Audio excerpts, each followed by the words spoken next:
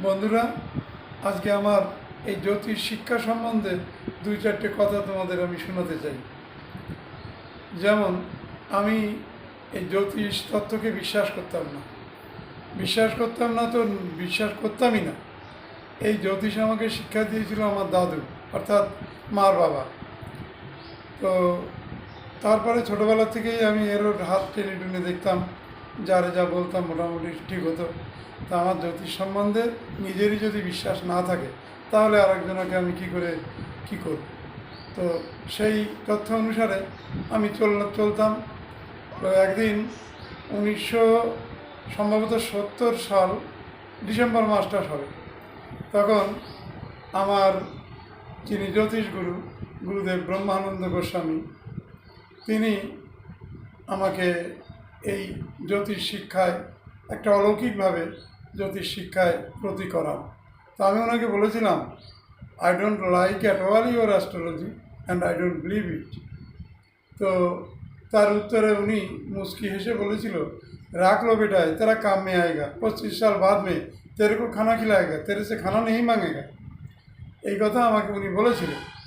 তো দেখা গেল ঠিক 25 বছর পরে আমি তখন কলকাতা ইসাপুরে থাকি। তো একজন সন্ন্যাসী আমার বাড়ির দরজায় এসে মা দুটো ভিক্ষা দেওয়া বলে দাঁড়িয়েছে। তো আমি কি করলাম, ভিক্ষা দেওয়ার জন্য কিছু একটা পাত্রে কিছু চাল আর 5টা টাকা নিয়ে ওনার সামনে হাজির হলাম। তা উনি ওইগুলো ব্যাগে ঝুলিতে ঢুকিয়ে আমাকে বলল, বাবা আমার হাতটা একটু দেখে দেবা। তো আমি বললাম, আমি হাত দেখতে পারি, আপনাকে কে বলল, আপনি জানলেন কী করে? তো মুচকি হেসে বলল, বাবা ও বোঝা যায়। তো আমার মাথায় এটা ঢুকলো না যে লোকটা মানুষ দিকে বলতে পারে যে জ্যোতিষ না ডাক্তার না মুক্তার না হাকিম কি, তো সে লোকটা কত বড় জ্যোতিষ। তো আমি তার দিকে মুখের দিকে তাকিয়ে বললাম, ঠিক আছে দাঁড়ান, আপনি যখন দেখাতে চাইছেন তাহলে আমি ঘরের থেকে লেন্সটা নিয়ে আসি। আমি লেন্স আনতে ঘরে গেছি, সামনেই ছিল লেন্সটা। ফিরে এসে দেখি কোনো লোক নেই। 11টা 12টা ছেলে লাগিয়ে দিলাম, তারা সারা গ্রাম পাড়া তন্ন করে কোথাও তাকে আর দেখতে পেল না।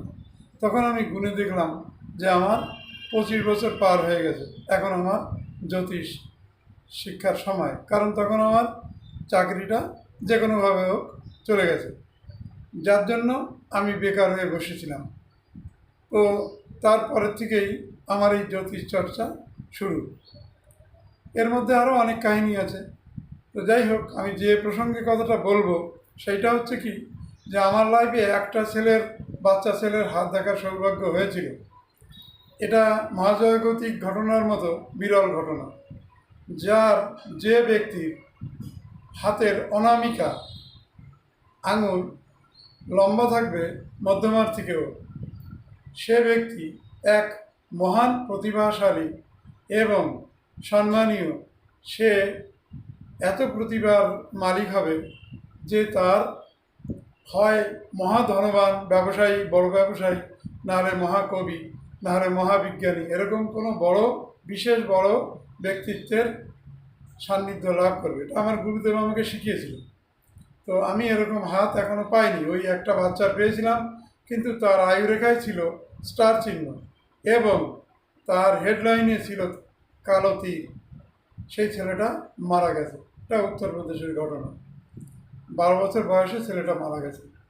যাই হোক, তো যদি কারোর হাতে এই অনামিকা আঙুলটা লম্বা থাকে, মধ্যমার সমান কিংবা মধ্যমার থেকেও উঁচু, তাহলে অবশ্যই তার ক্ষেত্রে এগুলো ঘটবে।